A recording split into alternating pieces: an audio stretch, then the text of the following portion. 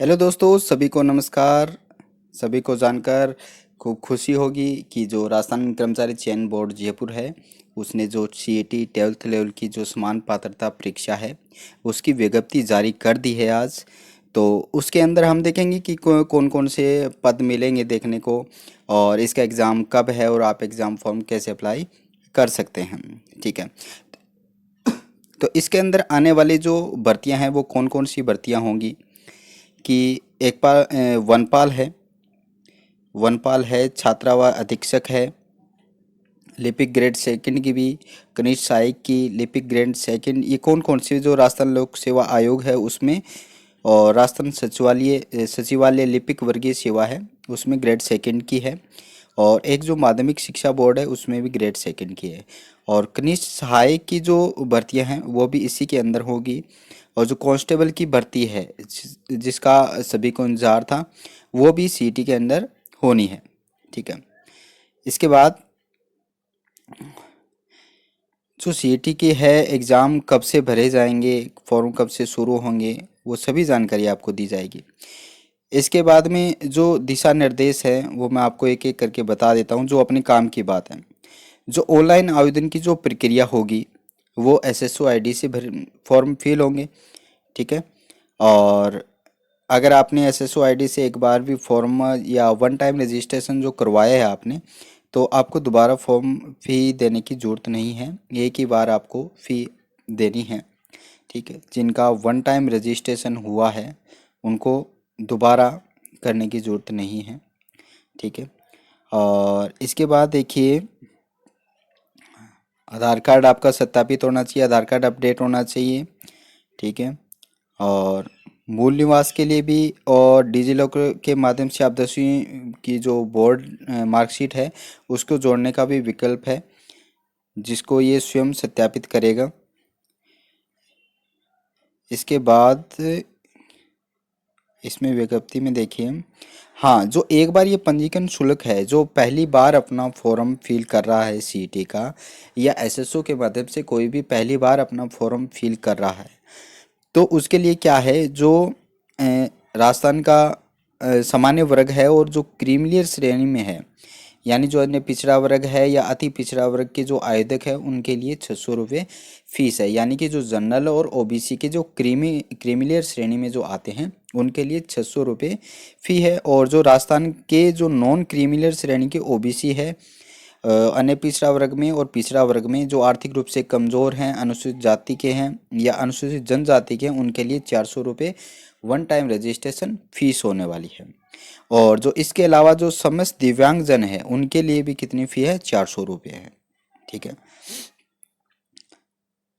ये विभाग मैंने आपको बता दिए हैं, कौन कौन से विभाग है, कितने विभागों में ये भर्ती आनी है और किसकी आपको तैयारी करनी है, उसके हिसाब से आप आगे तैयारी कर सकते हैं। ठीक है। इसके बाद दिव्यांगजन वाला मैंने आपको बता दिया। पात्रता क्या रहनी है, पात्रता जो सीनियर सेकेंडरी है उस, या सीनियर सेकेंडरी के लिए आप अगर अप्लाई कर रहे हो तो आपका 12th पास होना कंपलसरी है। 12th पास है वो इसको अप्लाई कर रहा है, या उसके समतुल्य, यानी अगर आप 12th के अंदर फिलहाल हैं तो भी आप अप्लाई कर सकते हैं। ऐसा नहीं है कि 12th पास होगा तभी अप्लाई होगा, नहीं। यानी कि इसके बाद में जो भी आपका एग्ज़ाम हो उससे पहले तक आपकी 12th पास होनी चाहिए, यानी सीटी का एग्ज़ाम से पहले नहीं, सीटी के एग्ज़ाम के बाद कोई भी आप अगर एग्ज़ाम देते हो सीटी के अंदर होने वाली भर्तियों में से, तो तब तक आपकी 12th हो जानी चाहिए। इसके बाद में आयु, ये सब नॉर्मल है, जो 12th पास है वो सब इसके लिए योग्य है।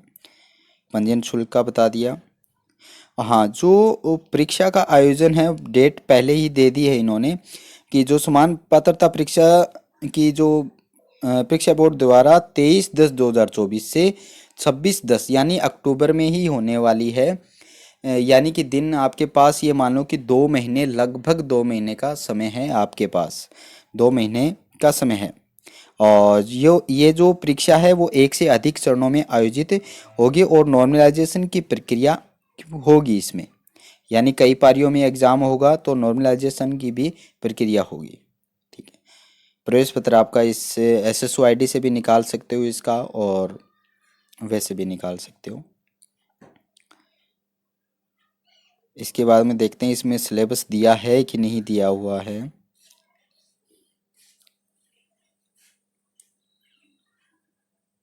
आवेदन की गलत सूचना नहीं देनी है। अब की बार बोर्ड अपने स्टिक किताब बनाए हुए हैं।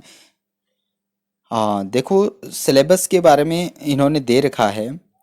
जो समान पात्रता परीक्षा सीनियर सेकेंडरी है उसके लिए जो पाठ्यक्रम है वो साथ में दिया हुआ है।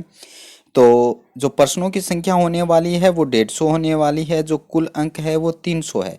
यानी जो एक क्वेश्चन होगा वो आपका 2 नंबर का होगा, और 3 घंटे का आपको समय दिया जाएगा। ये पहले ही इन्होंने बता दिया है, नेगेटिव मार्किंग नहीं होगी, और जो सभी प्रश्न होंगे वो सीनियर सेकेंडरी स्तर के ही होंगे। और जो विषय विवरण है उसमें क्या है, राजस्थान का इतिहास, कला, संस्कृति, साहित्य, परंपरा, विरासत, भारत एवं राजस्थान का भूगोल है, राजस्थान पर विशेष बल के साथ भारतीय राजनीतिक व्यवस्था है, और राजस्थान की अर्थव्यवस्था है, दैनिक विज्ञान है, रीजनिंग आएगी आपके, मानसिक योग्यता यानी मैथ भी आएगी, सामान्य हिंदी है, सामान्य इंग्लिश है, कंप्यूटर है, और करंट अफेयर्स है। बिल्कुल सिंपल और विस्तृत पाठ्यक्रम दिया गया है इनके द्वारा। और अगर आप विस्तृत पाठ्यक्रम देखना चाहते हो तो विस्तृत पाठ्यक्रम भी इनके द्वारा दिया गया है। इनमें क्या है कि जो राजस्थान का इतिहास, कला, संस्कृति, साहित्य और परंपरा विरासत है, ये कंप्लीट है। यानी इनमें चुनिंदा जो टॉपिक दिए गए हैं उन्हीं में से क्वेश्चन पुटअप होने हैं, और उसी के हिसाब से आपको तैयारी करनी है। जैसे आपको प्राचीन सभ्यताएं में क्या दे रखा है, कालीबंगा, आहड़, गणेश्वर, बालाथल और विराट। तो इन्हीं में से क्वेश्चन पुटअप होंगे, आपको इन्हीं की तैयारी करनी है। इसके बाद में जो राजस्थान इतिहास की महत्वपूर्ण जो ऐतिहासिक घटनाएं हैं, राजवंश है, उनकी प्रशासनिक और राजस्व जो व्यवस्था थी उसमें से क्वेश्चन आएंगे। स्थापत्य कला की प्रमुख विशेषताएं जैसे किले हो गए, स्मारक हो गए, कलाएं हैं, चित्रकलाएं हैं, हस्तशिल्प है, उनमें राजस्थान का स्वतंत्रता आंदोलन, राजनीतिक जन जागरण और प्रजामंडल।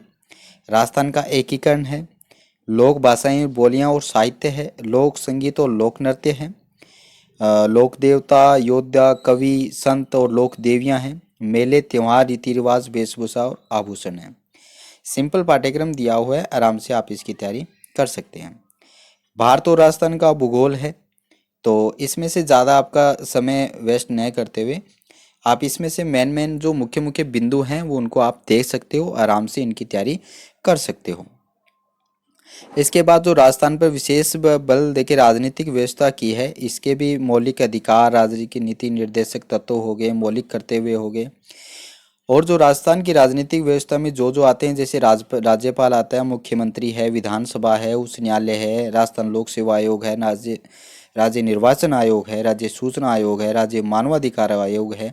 ये जितने भी आयोग हैं और जो राज्य का मुख्य सचिव है, इनमें से क्वेश्चन आपके पुटअप होने हैं, तो आप इनकी अच्छी सी तैयारी कर सकते हो।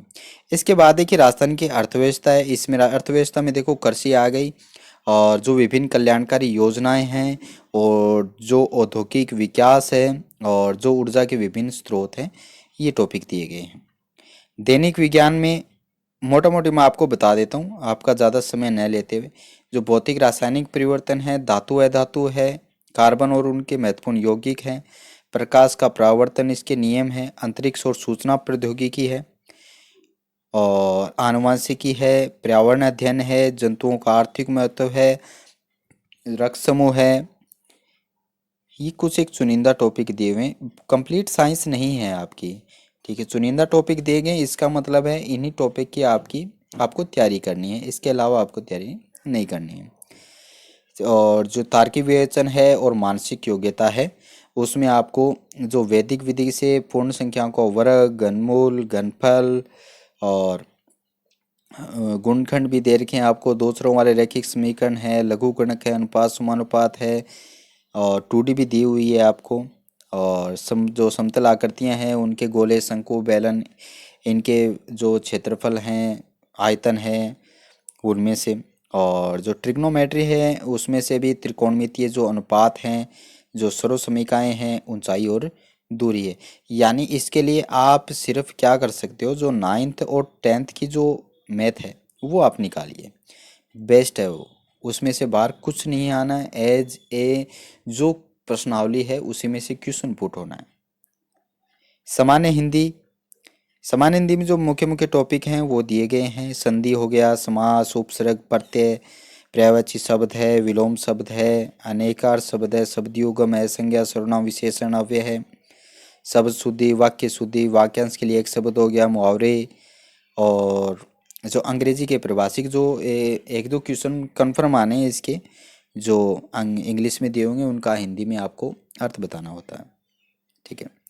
जनरल इंग्लिश के हैं जो टेंसेंस है, वॉइस है, नैरेटिव है, आर्टिकल है, प्रीपोजिशन है, और सिनोनिम्स है, एंटोनिम्स है, वन वर्ड है, ये सभी हैं। कंप्यूटर के लिए सिंपल सा दिया हुआ आपको, जो कंप्यूटर का जो एक तो इतिहास है वो आपको पढ़ना है, और जो कंप्यूटर के अभी हाल फिलहाल जो चल रहे हैं वर्जन चल रहे हैं वो आपको देखने हैं। इसके बाद में रैम और रोम और file system, input output device कौन सी होती है, कौन सा सिस्टम चल रहा है, कौन सा सॉफ्टवेयर है आदि की। जो एमएस ऑफिस है, एमएस ऑफिस में आप ज़्यादा प्रैक्टिस करना जो एक्सेल और स्प्रेडशीट है इस पर, इसी में से क्वेश्चन आपसे पूछे जाएंगे। इसके बाद में समसामयिक घटनाएं करंट के हैं, जो करंट में दिए हुए जो राजस्थान और भारतीय और अंतर्राष्ट्रीय महत्व के जो मुख्य मुद्दे हैं उनमें से क्वेश्चन पूछे जाएंगे। और जो वर्तमान में चर्चित व्यक्ति है, स्थान है, संस्थाएं हैं, खेल व खेलकूद संबंधी, यानी कि फिलहाल जो आपका पेरिस ओलंपिक हुआ है उसमें से मतलब ये मानो कि 101% आपसे क्वेश्चन पुटअप होने ही होने हैं। ठीक है। और इन्होंने कहा भी है कि बोर्ड द्वारा उक्त परीक्षा स्कीम पाठ्यक्रम बोर्ड की वेबसाइट कंडीकोड पर अलग से अपलोड कर दी गई, यानी अब आप इसको वेबसाइट से डाउनलोड कर सकते हो सिलेबस को आराम से। तो इसके बाद में OMR की भी मैं आपको बता देता हूँ। OMR में आपके देखो 5 विकल्प आने हैं, और 5 विकल्प आने हैं। इसके लिए आपको जो भी आप क्वेश्चन नहीं अटेम्प्ट करते हो उसके लिए भी आपको 5वां गोला भरना अनिवार्य है। ठीक है। यानी यदि अभ्यर्थी द्वारा किसी प्रश्न को हल नहीं किया गया तो उसके लिए 5वां विकल्प ई को गोला गहरा करना होगा। यदि 5 विकल्प में से किसी को भी गहरा नहीं किया जाता है, और ऐसे 10% प्रश्नों तक, इस बात को समझिए आप, यानी आपके क्वेश्चन है 150। ठीक है। 10% यानी 15 क्वेश्चन तक, इस बात को समझना, 15 क्वेश्चन तक अगर आप गोले नहीं भरते हो, यानी आपने 15 क्वेश्चनों के गोले नहीं भरे, तो ये 15 क्वेश्चन ये मान लो कि आपके गलत हैं, यानी नेगेटिव मार्किंग में जाएंगे। नेगेटिव मार्किंग नहीं है फिर भी नेगेटिव मार्किंग में जाएंगे, यानी क्वेश्चन पूरे अटेम्प्ट करने हैं आपको, और गोले एक भी छूटना नहीं चाहिए।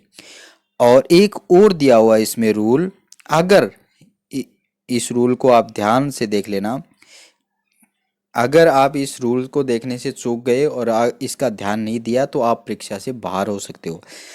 क्या बोला इसने, जैसे 5वां है ये, जिस अभ्यर्थी द्वारा 10% से अधिक प्रश्नों को किन्हीं 5 गोलों में से गहरा नहीं पढ़ने पर उसे अयोग्य किया जाएगा। यानी आप मैक्सिमम 15 क्वेश्चन छोड़ सकते हो जिसमें आप गोले नहीं भरे। अगर आपने 16 क्वेश्चन बिना गोले भरे छोड़ दिए तो इसका मतलब आप अयोग्य घोषित कर दिए जाओगे।